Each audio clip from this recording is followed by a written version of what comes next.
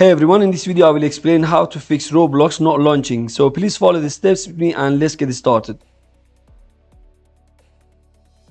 Open up your search bar and type in there add or remove programs. In here in the search bar type Roblox. So in here we need to uninstall Roblox player only. You don't need to uninstall Roblox. You can just leave this one.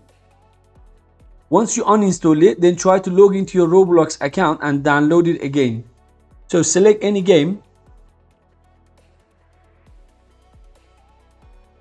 then click on download and install Roblox.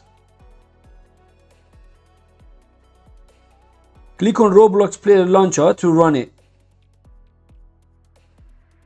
Click on Roblox Player Launcher to run it. And next, on your keyboard, press Windows key and R to open up Run. And type in there %local app data % and click OK. In here look for Roblox folder and open it up. Next open up versions folder. Versions folder again. Look for Roblox player launcher and double click on it to run it. This should resolve the issue. After restarting your computer, log into your account and try. Hopefully it should be working fine.